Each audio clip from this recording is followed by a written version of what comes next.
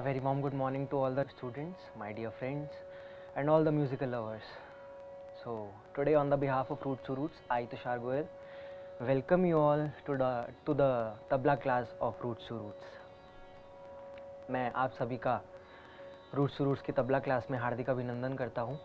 आज का सेशन बहुत ही इंटरेस्टिंग है आप लोगों के लिए और मेरे लिए थोड़ा मुश्किल कि मैं आप लोगों को कैसे आज समझाऊंगा.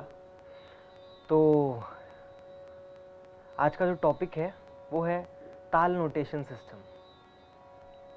ठीक है, द नोटेशन सिस्टम ऑफ ताल इन इंडियन क्लासिकल म्यूजिक. तो ताल नोटेशन सिस्टम हिंदी में कहेंगे ताल लिपि पद्धति. नोटेशन मतलब पद्धति, सिस्टम मतलब पद्धति और नोटेशन मतलब कि ताल लिपि पद करना, उसको कैसे लिखना. ठीक है, तो ताल नोटेशन सिस्टम जैसे कि मैं इसको आगे डिस्कस करूँगा और मैं कोशिश करूँगा कि मैं आपको अच्छे से समझा पाऊँ, क्योंकि आज का जो टॉपिक है ना वो बहुत ज़्यादा इम्पॉर्टेंट है और आप लोगों को आना चाहिए. क्योंकि जैसे आप आने वाले समय में अगर आप कोई भी म्यूज़िकल कॉम्पोजिशंस देखोगे तो वो आपको समझ में आनी चाहिए. तो आज का टॉपिक उस चीज़ के लिए बहुत इम्पॉर्टेंट है, राइट. तो जैसा कि हम लोग जानते हैं कि जो म्यूज़िक है ना, it's a game of imagination. ये सारा जो हमारी इमेजिनेशन है उसका खेल है. कैसे कि जो हम सोचते हैं उसको हम म्यूज़िक के ज़रिए कैसे लोगों तक पहुंचा पाए, ये संगीत है ना.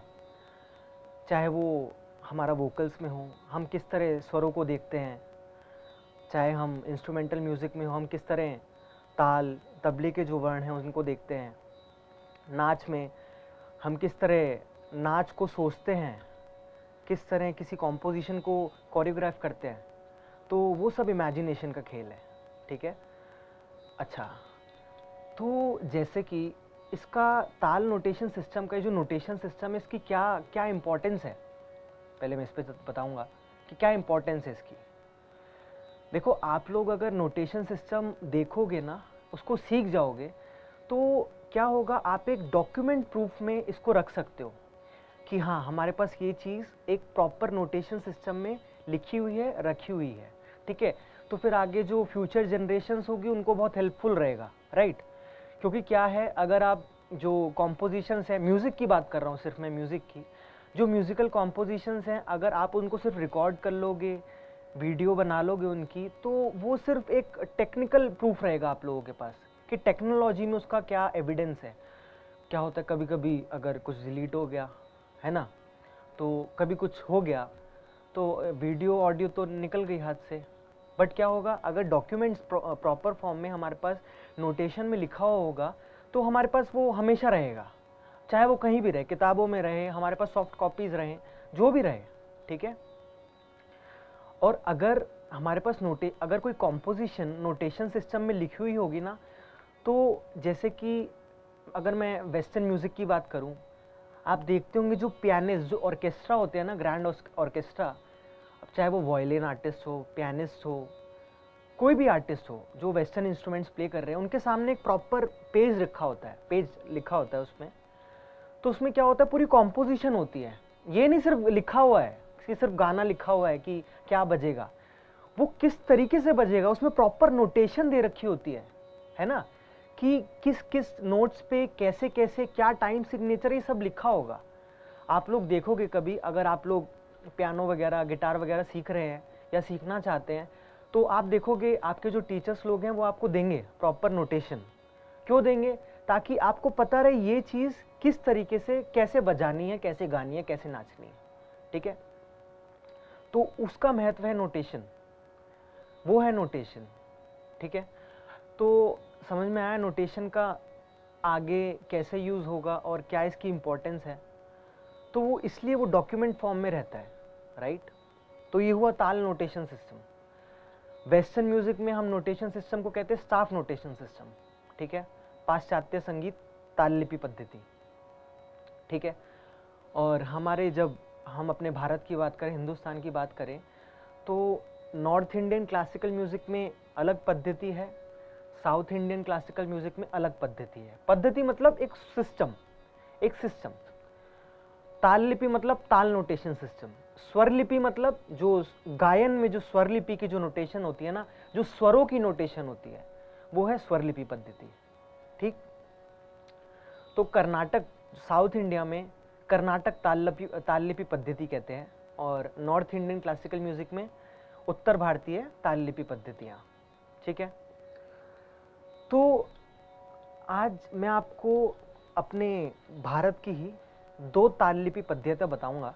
वही दोनों मेन है, राइट। वही दोनों बहुत इम्पॉर्टेंट हैं, और चाहे वो हमारे नॉर्थ इंडियन में हो, साउथ इंडियन में हो, वो दोनों पद्धतियाँ बहुत मतलब हर जगह वो आप देखोगे वो पद्धतियाँ आपको मिलेंगी, राइट। एक तो मिलेगी ही मिलेगी। ठीक है। तो मैं शुरू करता हूँ ताल लिपि पद्धति। तो जैसा मैंने बता दिया, ताल तो ताल हो गई हमारी। लिपि, उसको लिपि को कहते हैं स्क्रिप्ट, कैसे लिखी जाती है लिपि। जैसे हम हिंदी में भी पढ़ते थे कि लिपिबद्ध करो, सवाल आता था ना हिंदी में कि इसको लिपिबद्ध करके दिखाओ। कोई भी आपको बोल दे दिया, कोई भी वर्ड दे दिया, इसको कह दिया कि लिपिबद्ध करके दिखाओ, तो ऐसे मतलब किस तरीके से लिखेंगे। तो ऐसे ताल लिपि मतलब ताल को किस तरीके से लिखोगे आप लोग। ठीक है। ताल लिपि पद्धति सो सिस्टम। तो ताल लिपि पद्धति मतलब ताल लिपि सिस्टम, ताल नोटेशन सिस्टम, राइट। तो हमारे भारत में, हमारे भारतीय शास्त्रीय संगीत में 2 ताल लिपि पद्धतियाँ बहुत फेमस हैं, उनका प्रचार प्रसार बहुत ज़्यादा है। पहली है विष्णु नारायण भातखंडे ताल लिपि पद्धति। विष्णु नारायण भातखंडे, पूरा नाम है विष्णु नारायण भातखंडे जी, पर हम लोग कहते हैं भातखंडे ताल लिपि पद्धति। ठीक है। पहली पद्धति है नॉर्थ इंडियन क्लासिकल म्यूजिक की, पंडित विष्णु नारायण भातखंडे ताल लिपि पद्धति। तो पहले मैं थोड़ा भातखंडे जी के बारे में बताता हूँ। ठीक।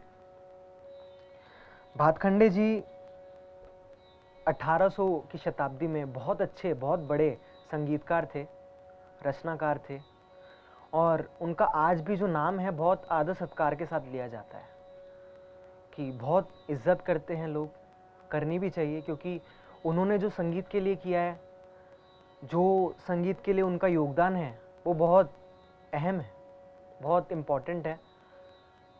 तो भातखंडे जी का जन्म जो हुआ वो 10 अगस्त 1860 में हुआ। जन्माष्टमी का दिन था। तो मम्मी पापा बड़े खुश हुए, अरे वाह, जन्माष्टमी के दिन बच्चा हुआ है, तो क्यों ना बांसुरी सिखाई जाए। तो छोटी सी उम्र में ही बांसुरी में बड़ा अच्छा उनका, बहुत अच्छे उनका हाथ, और बांसुरी वादक में बहुत अच्छा नाम हुआ छोटी सी उम्र में ही। उसके बाद उन्होंने गायन भी सीखा। तो रामपुर के महाराज थे, नवाब थे, उस्ताद कल्बे अली खां साहब, और ग्वालियर के पंडित एकनाथ राव जी थे, उनसे उन्होंने गायन सीखा। ठीक है। तो गायन भी सीखा, बांसुरी वादन भी सीखी। उसके बाद कुछ समय बाद सितार भी सीखा।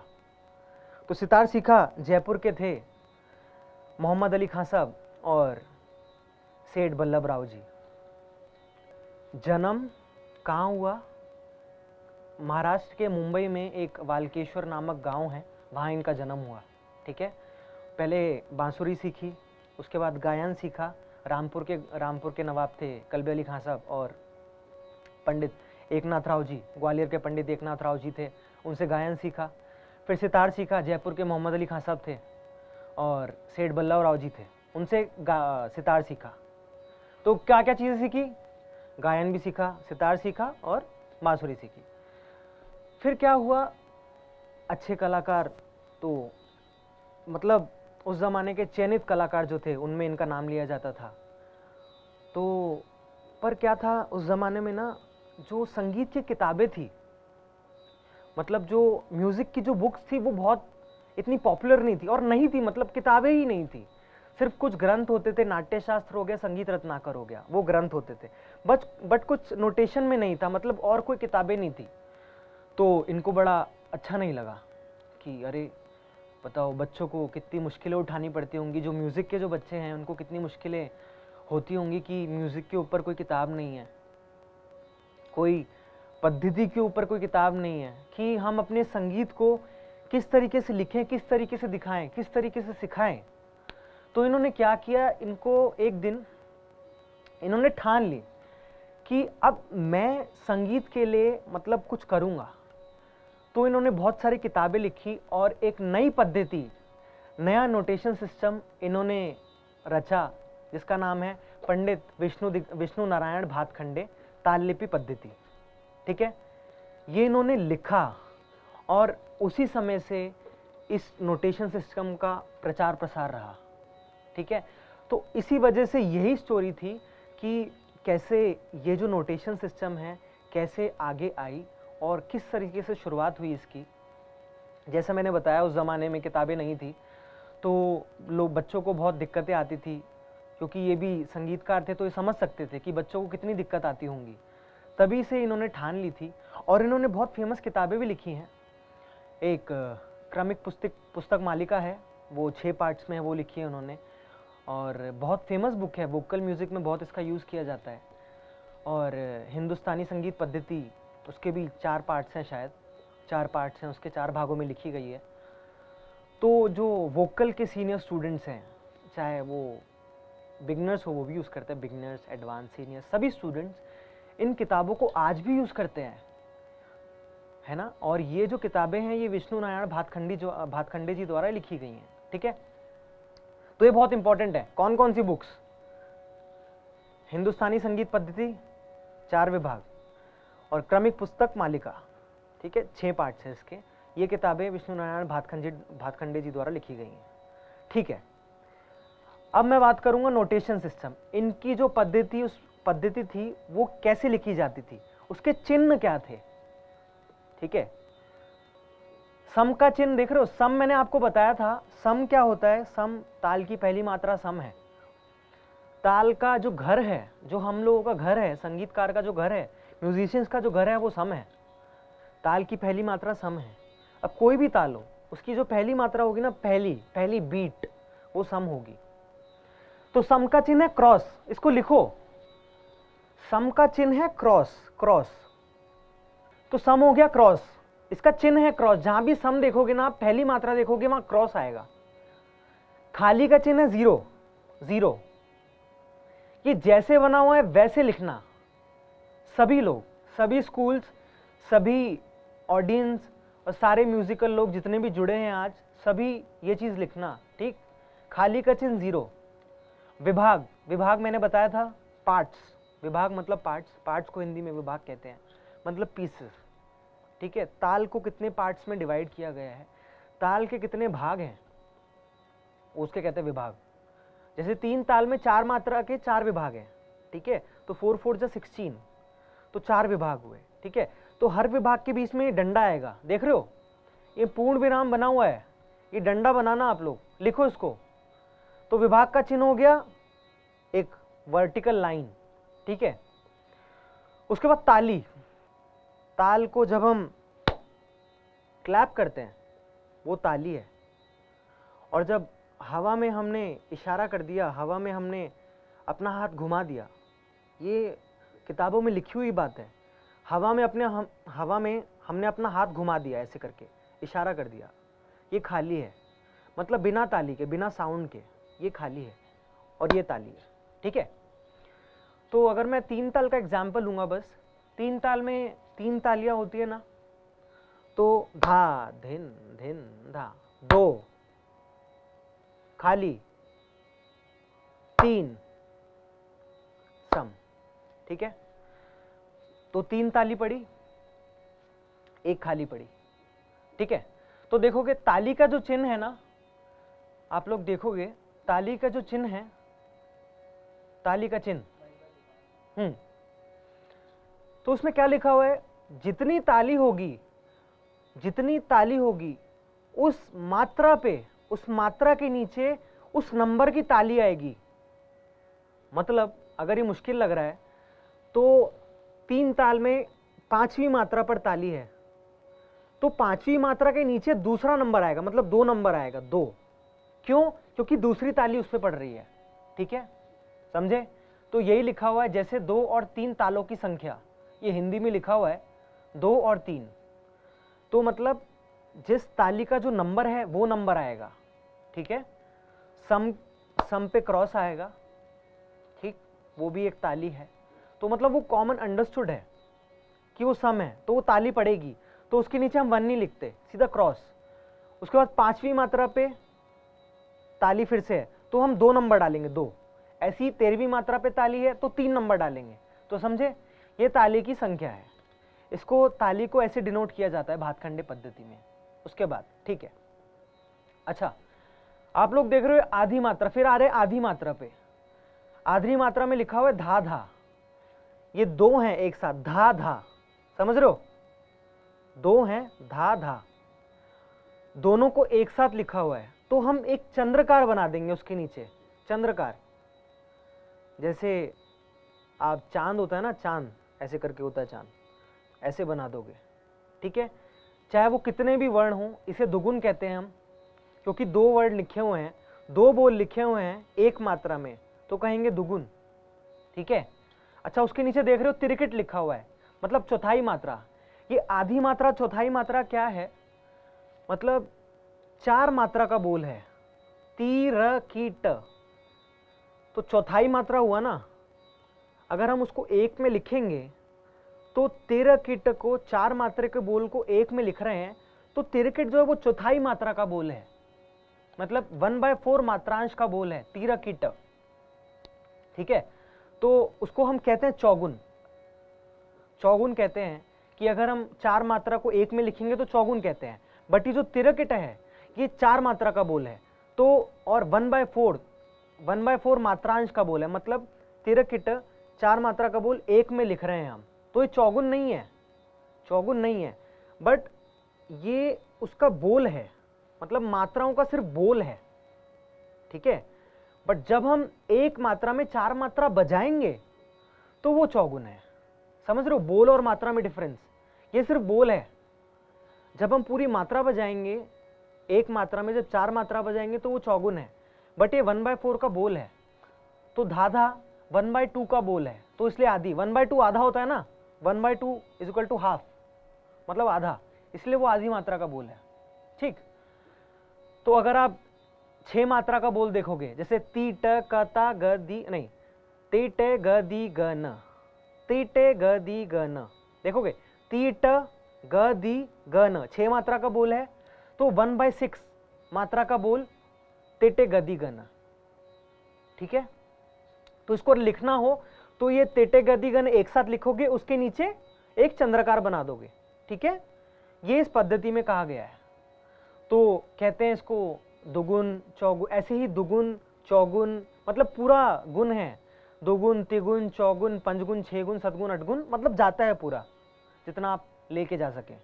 ठीक है, तो भातखंडे ताललिपि पद्धति में गुण को, मतलब दुगुन, तिगुन, चौगुन, सारे मात्राओं को जब एक साथ लिखते हैं तो एक चंद्रकार बना देते हैं। ठीक है, ठीक है, अब देखोगे उसके नीचे लिखा 2 मात्रा।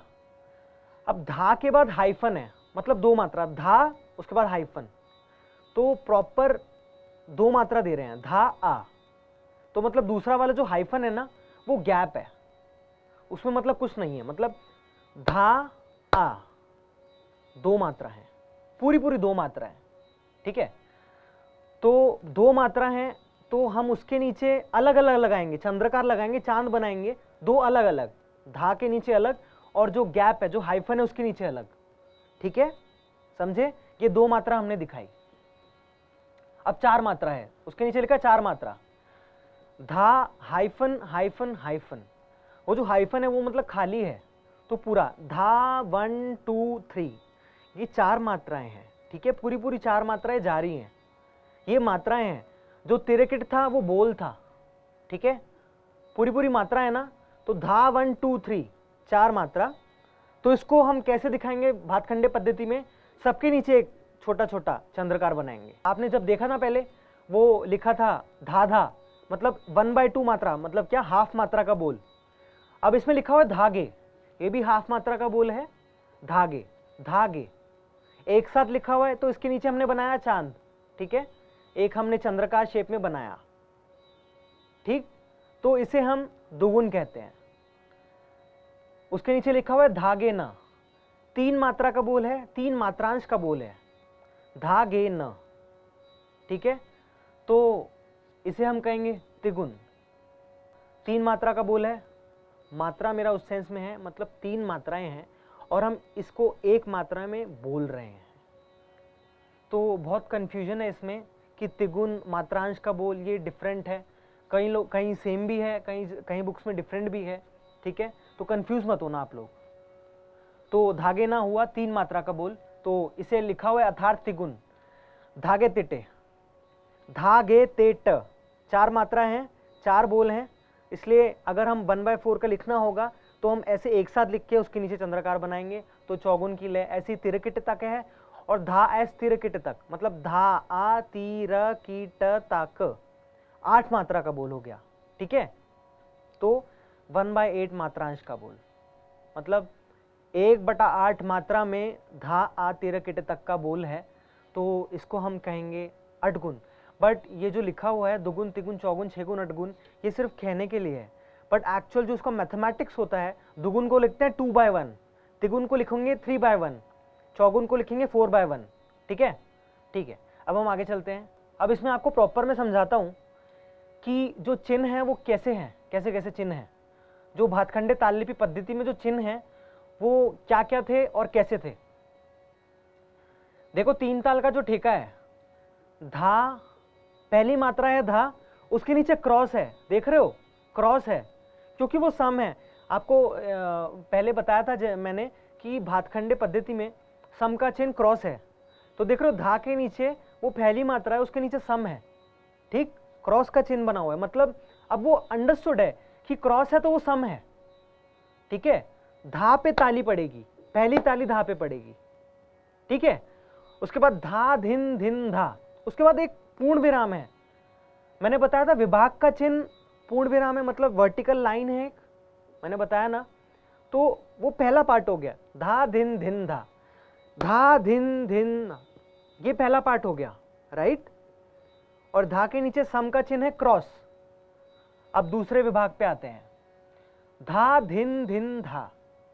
अब देख रहे हो दूसरे विभाग में धा के नीचे 2 लिखा हुआ है, क्यों लिखा हुआ है 2, क्योंकि उसमें दूसरी ताली आ रही है, दूसरी ताली पड़ रही है धा पर, है ना। 1 2 3 4 5 6 7 8, 5वीं मात्रा पे दूसरी ताली पड़ी ना, धा आया, 5वीं मात्रा पर धा आ रहा है हमारा, तो धा पर दूसरी ताली पड़ी, धा धिन धिन धा धा, समझे। दूसरा विभाग मतलब धा धिन धिन धा के बाद एक फिर वर्टिकल लाइन आई, क्योंकि वो दूसरा पार्ट हो गया, उसको हमने डिवीजन कर दिया, राइट। अच्छा, उसके बाद नीचे आ रहे धा तिन तिनता, नीचे आ रहे हो तो धा तिन तिनता देख रहे हो, धा के नीचे 0 बना हुआ है, क्यों, क्योंकि वो खाली है, वो खाली है। अब इसमें ये नहीं लिखा हुआ, अगर मैं इसको हिंदी में लिखूंगा कि धा के नीचे ताली ता उसके बाद ली पूरा लिखूंगा तो वो थोड़ा अटपटा लगेगा, राइट। उसमें दूसरे धा के नीचे लिखूंगा कि दूसरी ताली, ये भी बड़ा थोड़ा ऑकवर्ड लगेगा। तो फिर नोटेशन सिस्टम का यही तो महत्व है, समझे। अच्छा, तीसरे विभाग धा तिन तिनता, धा के नीचे 0 का साइन है, 0 ये चिन्ह है 0 का, तो मतलब खाली है, ठीक है, खाली है। तो धा धिन धिन धा, धा धिन धिन धा, धा तिन तिनता, ये खाली हुआ ना, ये धा खाली आ गया। तो अब वो आप चिन्ह देख के बता सकते हो अरे 0 है तो खाली है। अब वो कोई भी ताल हो, बहुत सारी तालें हैं हमारे नॉर्थ इंडियन क्लासिकल म्यूजिक में, साउथ इंडियन में भी है, बट मैं नॉर्थ इंडियन की बात करूं कि जैसे हम सब नॉर्थ इंडिया में हैं अभी, और तबला भी नॉर्थ इंडियन का साज है, ठीक। तो नॉर्थ इंडिया में जब किसी भी ताल में देखोगे ना 0 का साइन, तो आप समझ जाओगे अच्छा ये खाली है। क्रॉस देखोगे ये सम है, 2 लिखा हुआ है तो मतलब दूसरी ताली पड़ रही है, 3 लिखा हुआ है मतलब तीसरी ताली पड़ रही है, ठीक है बेटा, इतना समझ में आना चाहिए, ठीक है, ये महत्व है नोटेशन सिस्टम का। और बेसिक लेवल पे ये बहुत इंटरेस्टिंग चीज़ है। सभी, चाहे आप वोकल सीखो, इंस्ट्रूमेंट सीखो, चाहे डांस सीखो, डांस में भी प्रॉपर नोटेशन है। क्लासिकल डांस में प्रॉपर नोटेशन है, वेस्टर्न की बात नहीं कर रहा मैं, वेस्टर्न डांस में कोई नोटेशन नहीं है। बट वेस्टर्न म्यूजिक में जो वेस्टर्न इंस्ट्रूमेंटल है उसमें प्रॉपर नोटेशन है। जैसे पियानो हो गया, गिटार्स हो गया, सिम्फनी बैंड्स में जो सैक्सोफोन वगैरह, जो ऑर्केस्ट्रा वगैरह चलता है, उसमें सब प्रॉपर नोटेशन है, स्टाफ नोटेशन होता है उनका। ठीक, चौथा विभाग, चौथा पार्ट, ता धिन धिन धा। तो ता धिन धिन धा में ता के नीचे लिखा हुआ है 3। क्यों? क्योंकि तीसरी ताली पड़ रही है, तीसरी। धा धिन धिन धा, धा धिन धिन धा, धा तिन तिन ता धिन धिन धा धा। आपने देखा ता पे तीसरी ताली पड़ी तो ता के नीचे हमने 3 लिखा। तो यही सिर्फ इतना इंपॉर्टेंट है कि भातखंडे ताल लिपि पद्धति के चिन्ह क्या हैं। ठीक, और उसके बाद हमने फिर विभाग लगा दिया कि चौथा जो विभाग है वो खत्म हुआ तो हमने वर्टिकल लाइन खींच दी। तो देखो कितने अच्छे तरीके से ये ठेका लिखा हुआ है 3 ताल का, और भातखंडे ताल लिपि पद्धति में चिन्ह भी आपको अच्छे से दिख रहे हैं। क्रॉस 203 ये 3 ताल के चिन्ह हैं। आप बाकी ताल देखोगे उसमें चिन्ह सेम है बट विभाग अलग हो जाएंगे, ताली खाली अलग हो जाएगी। ठीक है, अच्छा, दुगुन मैंने आपको बताया था पहले क्लासेस में, दुगुन चौगुन। दुगुन मतलब एक मात्रा में 2 बोल, एक मात्रा में 2 मात्रा। तो अब आप देखोगे दुगुन, देखो दुगुन कैसे लिखते हैं। अब एक मात्रा में मैंने धा धिन 1 2, नेक्स्ट में धिन धा धिन धिन धा, ऐसे करके लिखा है।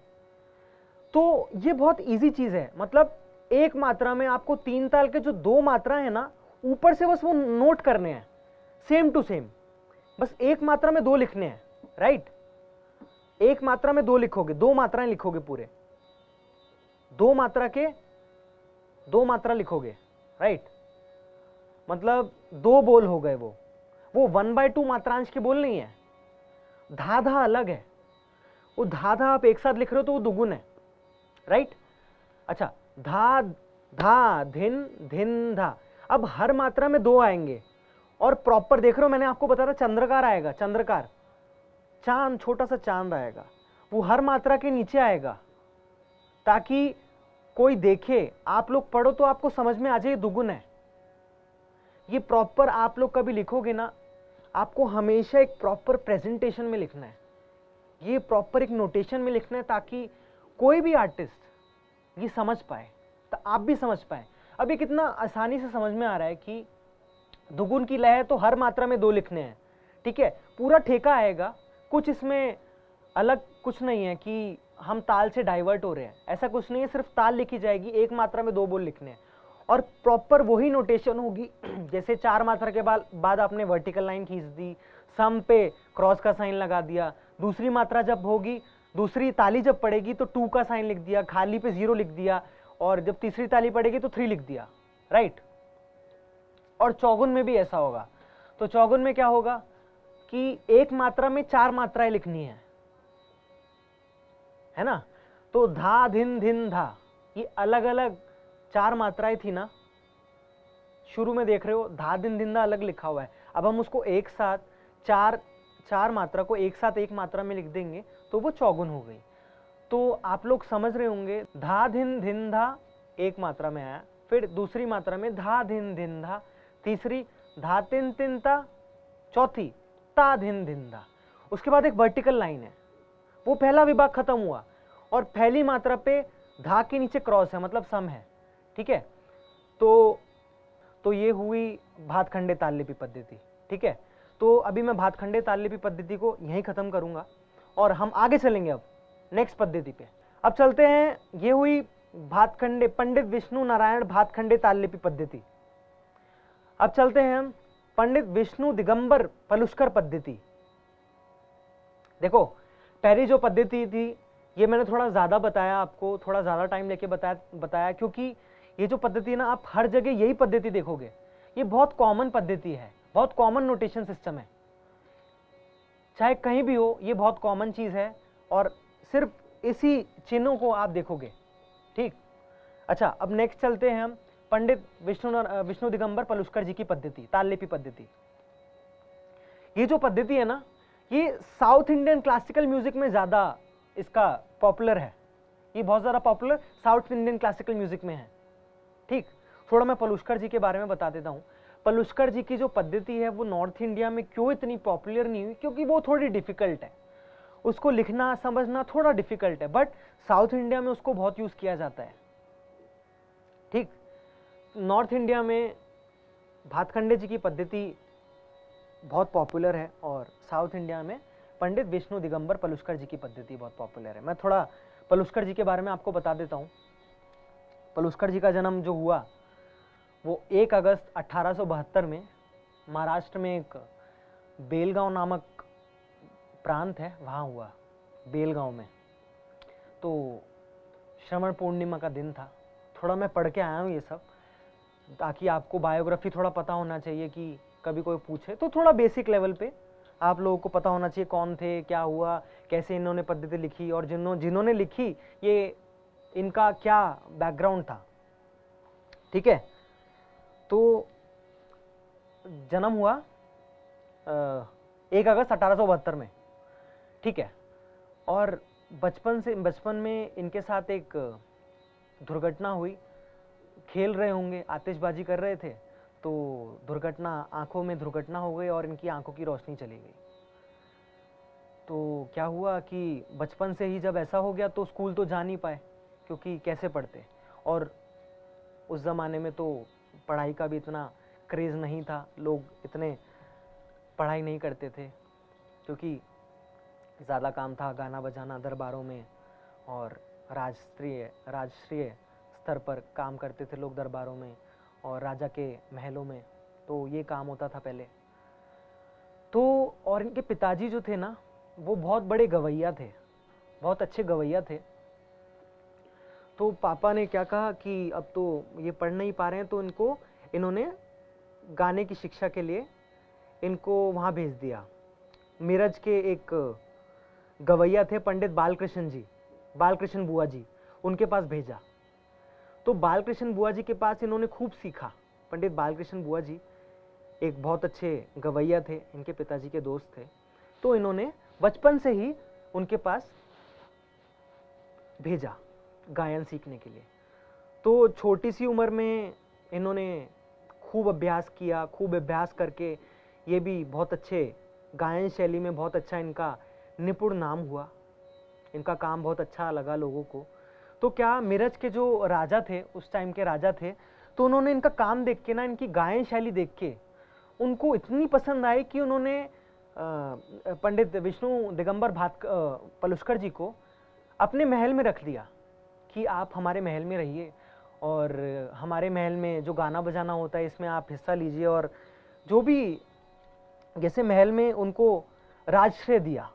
ठीक है, मतलब रहना सहना राजा के यहाँ महल में मिला, सब मुफ्त रहा, राजा की तरफ से रहा। तो क्या हुआ, एक दिन की बात है, मेरठ के गांव में एक सभा होती है। सभा हुई तो उसमें क्या हुआ कि किसी भी गवैया को नहीं बुलाया गया। गवैया को, ये खुद गायक थे, बट संगीत की वहाँ पे उस ज़माने में 1800 शताब्दी में 1900 में संगीत का इतना प्रचार प्रसार वैसे नहीं था। लोग बहुत नीची नज़रों से देखते थे संगीत को। जो संगीत कलाकार थे, संगीत प्रेमी थे, उनको इतना उच्च दर्जा नहीं दिया जाता था। तो क्या हुआ, इनके पिताजी और इनके गुरुजी को गवैया होने के कारण ना उसमें हिस्सा लेने के लिए नहीं बुलाया गया। तो इनको बड़ा गुस्सा आया, पलुस्कर जी को बड़ा गुस्सा आया। तो इन्होंने क्या किया, इन्होंने उसी दिन से ठान लिया कि अब मैं म्यूजिक का प्रचार प्रसार करूंगा, मैं लोगों को बताऊंगा संगीत क्या है। तो इन्होंने धोती कुर्ता पहन के, गेरुआ रंग की धोती कुर्ता पहन के उसी समय निकल गए। राजा का आश्रम छोड़ के, राजा का महल छोड़ के पूरे भारतवर्ष में भ्रमण किया, लोगों को बताया, लोगों को सिखाया, शागिर्द बनाए, गायन सिखाया, और धीरे धीरे धीरे धीरे प्रचार प्रसार बढ़ता गया। तो 1901 में लाहौर में आप जानते होंगे, ये थोड़ा मैं पहले बताऊं, 1901 में लाहौर में गंधर्व महाविद्यालय खोला इन्होंने। गंधर्व महाविद्यालय, समझ रहे हो, गंधर्व महाविद्यालय। गंधर्व जो है वो आज भी इसकी हर जगह फ्रेंचाइजी खुल गई है, बहुत जाना माना इंस्टीट्यूट है, बहुत अच्छा काम कर रहे हैं म्यूजिक के लिए, गंधर्व महाविद्यालय। तो सबसे पहले पलुष्कर जी ने 1901 में लाहौर में खोला था, और आज भी जो भी गंधर्व महाविद्यालय खुल रहे हैं, पलुष्कर जी का वहाँ पे एक प्रॉपर स्कल्पचर स्टैचू रखा गया है, क्योंकि इन्होंने ही नींव रखी थी और इनके नाम से ही गंधर्व महाविद्यालय को बनाया गया था, और आज भी इसको उन्हीं के नाम से चलाया जाता है। तो 1901 में इन्होंने लाहौर में गंधर्व महाविद्यालय की शुरुआत करी, वहाँ नींव रखी, और 1924 में नासिक में आज भी राम नाम आश्रम है, आप लोग सर्च करना राम नाम आश्रम, और वहाँ पे संगीत प्रेमियों के लिए जो संगीत कलाकार हैं, आज भी जो भी अपॉर्चुनिटीज़ जो भी आश्रम दे सकता है वो सब फ्री हैं, ठीक है। और ये बहुत अच्छा इन्होंने ही 1924 में उसकी नींव रखी थी, और आज भी वहाँ पे बहुत सारे बच्चों को, शागिर्दों को संगीत की शिक्षा दी जाती है मुफ्त में, सब खान पान बच्चों के लिए, रहना सहना सब फ्री है। आप लोग वहाँ पे जाइएगा, नासिक में राम नाम आश्रम है, और इनकी शुरुआत 1924 में पलुष्कर जी ने ही की थी, ठीक है। और इसी के चलते चलते उन्होंने एक ताल लिपि पद्धति को इन्वेंट किया, रचा, जिसको इन्होंने नाम दिया पंडित विष्णु दिगंबर पलुष्कर ताल लिपि पद्धति, ठीक है। तो ये छोटा सा इनका बैकग्राउंड था। अब मैं बताऊंगा ताल लिपि जो इनकी पद्धति है उसको कैसे लिखते हैं, ठीक है। अच्छा, अब हम दूसरे नोटेशन सिस्टम पे आते हैं। चिन्ह अलग से दे रखा है और बोल दे रखे हैं मैंने, और सम का चिन्ह होता है इसमें, सम का क्रॉस चिन्ह नहीं होता, सीधा लिखते हैं 1। सम का चिन्ह होता है पलुष्कर जी की पद्धति में, सम का चिन्ह होता है 1, ठीक है। खाली का चिन्ह होता है प्लस, क्या होता है प्लस, ठीक है। ये मैं सिर्फ आपको बता रहा हूं, ये शायद मैं लिखना भूल गया, ठीक है, वो मिस हो गया, कोई बात नहीं, जब मैं आगे आपको एग्जाम्पल दिखाऊंगा वो आप समझ जाओगे।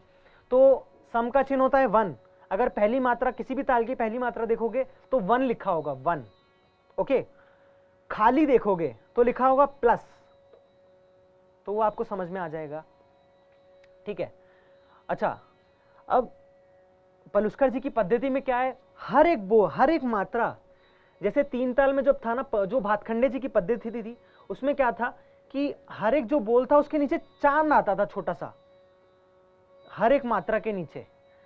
बट इसमें क्या है, जब सिर्फ एक मात्रा के नीचे हॉरिजॉन्टल लाइन आएगी, क्या हॉरिजॉन्टल लाइन आएगी, चांद नहीं आएगा, हॉरिजॉन्टल लाइन आएगी, ठीक है। ये डिफरेंस है कि सम का चिन्ह क्या होता है, खाली का चिन्ह क्या होता है, ताली का चिन्ह क्या होता है, और मात्रा को जब हम डिनोट करते हैं उसका क्या चिन्ह होता है।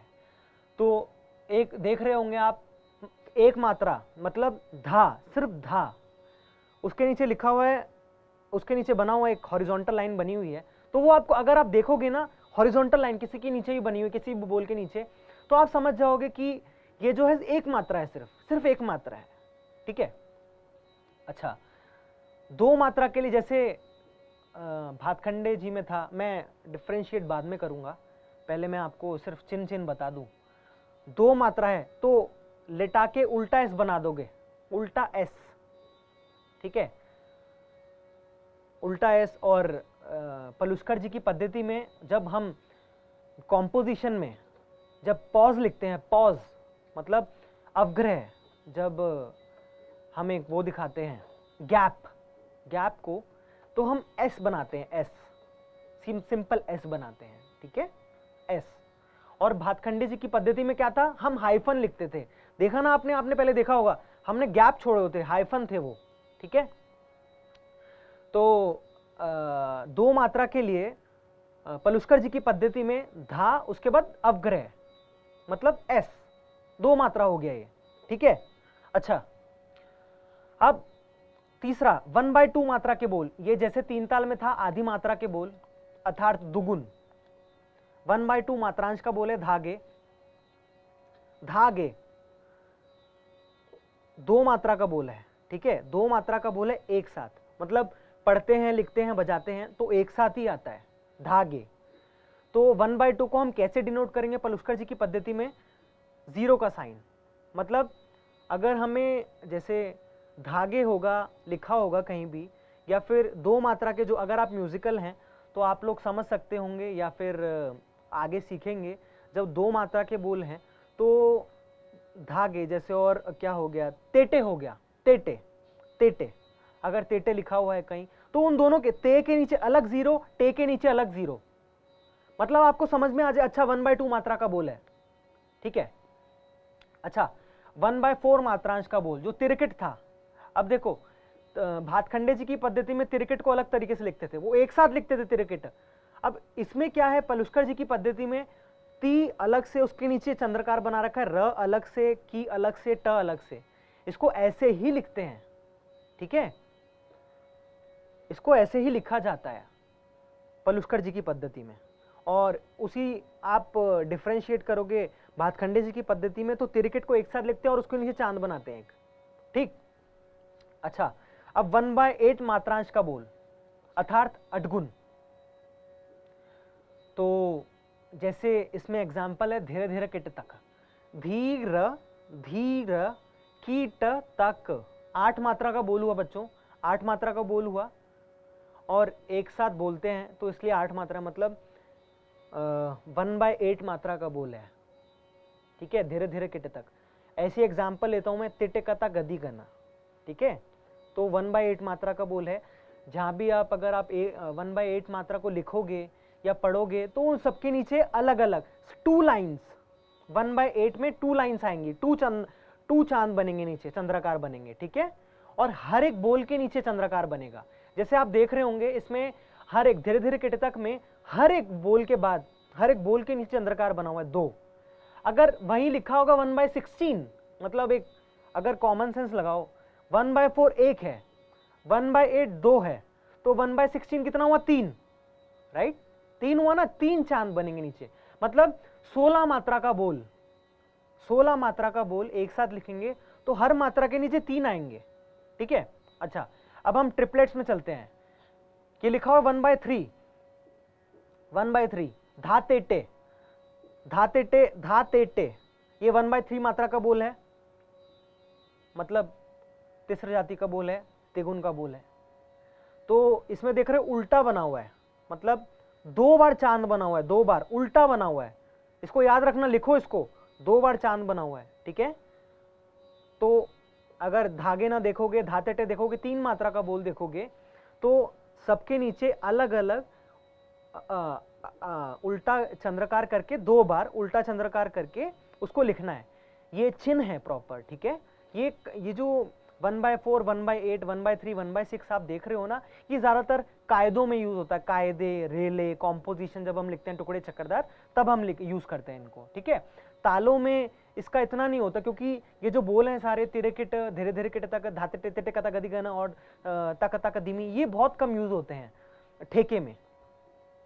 तो ऐसे 1/6 में आप 2 बार देख रहे हो, जो 2 चंद्रकार हैं उल्टे वो 2 बार हैं, ठीक है।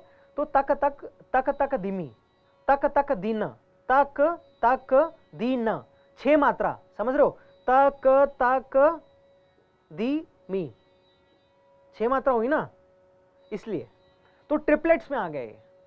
अच्छा अगर 1/9 हुआ तो कितने होंगे, तो 3 होंगे, ठीक है, समझे। 1/3 में 1 बार हुआ, 1/6 में 2 बार हुआ, 1/9 में 3 बार, ऐसे चलता रहेगा। तो ये चिन्ह हुए, ताल दिए हुए हैं, ये एग्जाम्पल है बच्चों, इससे आपको अच्छे से समझ में आ जाएगा कि विष्णु दिगंबर पलुस्कर जी की पद्धति जो है उसको किस तरीके से लिखा जाता है, ठीक है। देखो अब एग्जाम्पल देखना आप लोग,